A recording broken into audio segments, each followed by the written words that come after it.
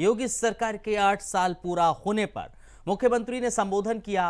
क्या कुछ कहा मुख्यमंत्री योगी आदित्यनाथ ने, बता रहे हैं हमारे संवाददाता मोहम्मद आसिफ। योगी आदित्यनाथ ने कानून व्यवस्था और आने वाले त्योहार को लेकर प्रमुख सचिव, डीजीपी व प्रदेश के अफसरों के साथ वीडियो कॉन्फ्रेंसिंग के जरिए अहम बैठक किया, जिसमें सीएम योगी आदित्यनाथ ने साफ तौर पर निर्देश दिया कि त्योहार के दौरान कोई गड़बड़ी न होने पाए, अशांति फैलाने वालों पर कड़ी से कड़ी निगरानी रखी जाए। दरअसल यूपी सीएम योगी आदित्यनाथ त्योहार को शांतिपूर्ण ढंग से संपन्न कराने और कानून व्यवस्था को चुस्त दुरुस्त रखने के लिए लगातार बैठक करते हैं। यूपी सीएम योगी आदित्यनाथ ने वीडियो कॉन्फ्रेंसिंग के जरिए प्रमुख सचिव मनोज सिंह, डीजीपी प्रशांत कुमार के साथ वीडियो कॉन्फ्रेंसिंग के जरिए प्रदेश के सभी डीएम, एसपी से संवाद स्थापित किया। इस दौरान सीएम ने कहा कि कानून व्यवस्था के साथ खिलवाड़ करने वाले कतई बख्शे न जाएं। त्योहार के मद्देनजर पुलिसिंग बढ़ाई जाए। साथ ही साथ ईद के दिन मस्जिदों के बाहर सफाई व्यवस्था का पुख्ता इंतजाम किया जाए। इसके अलावा मस्जिदों और मंदिरों के बाहर महिला पुलिस की भी तैनाती की जाए। सीएम योगी आदित्यनाथ ने कहा कि कानून व्यवस्था के मद्देनजर डीएम और एसपी पूरी तरह से सतर्क रहें। राजधानी लखनऊ में ऑटो चालक के कारनामों के चलते सीएम योगी आदित्यनाथ ने कहा कि प्रदेश में सभी टेम्पो रिक्शा चालकों का सत्यापन कराया जाए। PRV 112 सही समय पर पहुँचे। सीएम योगी आदित्यनाथ ने कहा कि ओवरलोडिंग पूरी तरह से खत्म किया जाए। इतना ही नहीं, सीएम योगी आदित्यनाथ ने बैठक में कहा कि जो भी कानून के साथ खिलवाड़ करेगा उससे सख्ती से निपटा जाएगा। सीएम योगी आदित्यनाथ ने अफसरों को साफ तौर पर निर्देश दिया कि अराजकता और अशांति फैलाने वालों को चिन्हित किया जाए। सीएम योगी आदित्यनाथ ने कहा कि त्योहार में कहीं से कोई गड़बड़ी न हो, इसका पूरा ख्याल अधिकारी रखें। सहयोगी फैज के साथ आसिफ बेग, इंडिया वाइज। चारधाम यात्रा के लिए रजिस्ट्रेशन होना शुरू हो चुके हैं। इसी के साथ लाखों लोग रजिस्ट्रेशन कर चुके हैं। इस पर ज्यादा जानकारी दे रहे हैं हमारे संवाददाता धनराज गर्ग।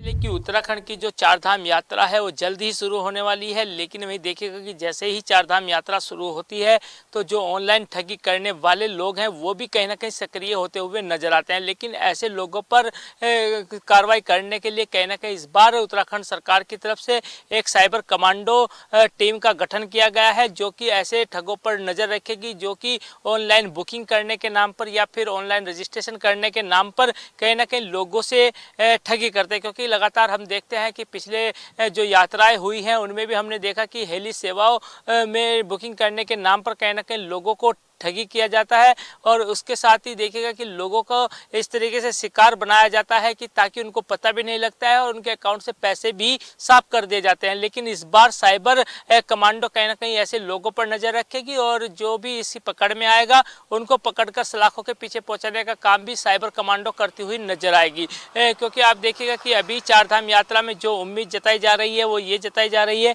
कि इस बार की जो चारधाम यात्रा है वो 50 लाख से भी अधिक जो श्रद्धालु हैं वो उत्तराखंड चारधाम यात्रा पर आ सकते हैं। क्योंकि अभी तक देखिएगा कि 4 दिन रजिस्ट्रेशन जो शुरू हुए हैं वो 4 दिन हो गए हैं और अभी तक 6 लाख का आंकड़ा जो है रजिस्ट्रेशन का वो पार कर चुके हैं। तो इससे उम्मीद जताई जा रही है कि 100 से भी अधिक कहीं ना कहीं जो श्रद्धालु हैं वो इस बार चारधाम यात्रा में पहुंचेंगे। और जब चारधाम यात्रा में अधिक श्रद्धालु पहुंचते हैं तो कहीं ना कहीं जो व्यवस्थाएं हैं वो चरमराती हुई नजर आती हैं।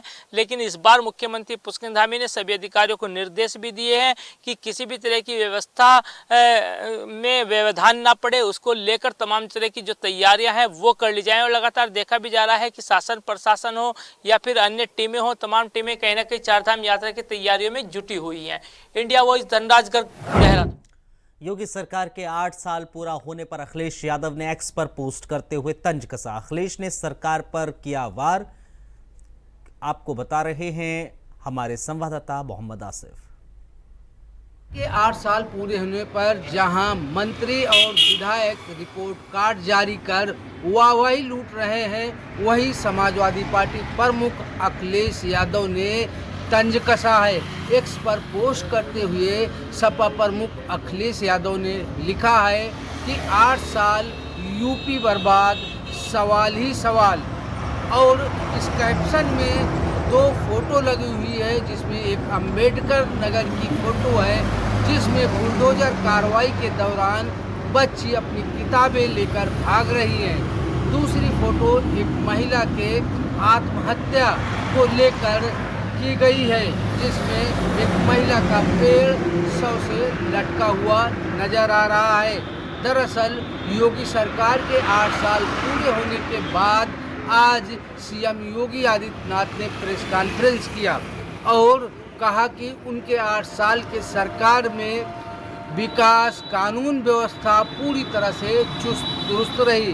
उनके मंत्री भी प्रेस कॉन्फ्रेंस कर सरकार के 8 साल पूरे होने पर वाहवाही लूट रहे हैं और सरकार की खूबियां बता रहे हैं। इन सब के बीच सपा प्रमुख अखिलेश यादव ने एक्स पर पोस्ट करते हुए तंज कस डाला।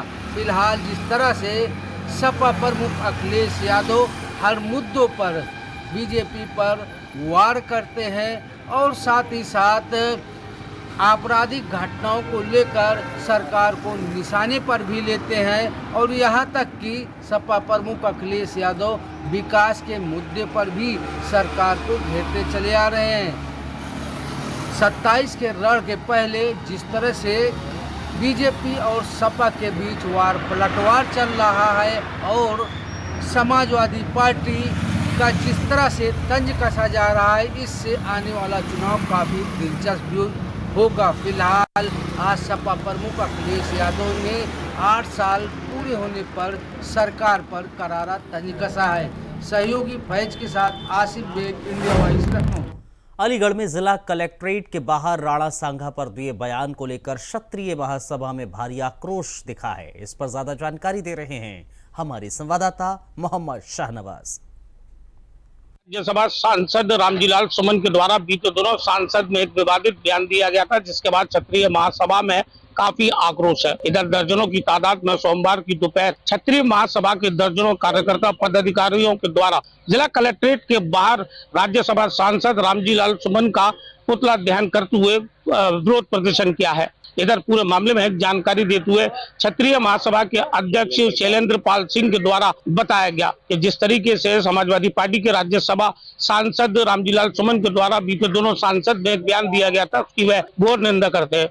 उनके द्वारा राणा सांघा को लेकर एक विवादित बयान दिया गया था, जिसके चलते क्षत्रिय महासभा में आक्रोश व्याप्त है। उसी के चलते दर्जनों की तादाद में क्षत्रिय महासभा के पदाधिकारियों के द्वारा जिला कलेक्ट्रेट के बाहर खड़े होकर रामजीलाल सुमन का पुतला दहन किया है। इसी दौरान क्षत्रिय महासभा के पदाधिकारियों के द्वारा एसीएम प्रथम को एक ज्ञापन महामहिम उपराष्ट्रपति के नाम सौंपा गया है, जिसमें क्षत्रिय महासभा के पदाधिकारियों के द्वारा साफ तौर पर मांग की गई है कि जिस तरीके से राणा सांघा को लेकर राज्यसभा सांसद के द्वारा बयानबाजी की है, वह काफी निंदनीय है। इसी के चलते उनके द्वारा एक ज्ञापन दिया गया है, जिस ज्ञापन में उनके द्वारा साफ तौर पर मांग की गई है कि राज्यसभा सांसद पर देशद्रोह का मुकदमा दर्ज करते हुए कार्रवाई की जाए। अलीगढ़ से मोहम्मद शाहनवाज, इंडिया वॉइस।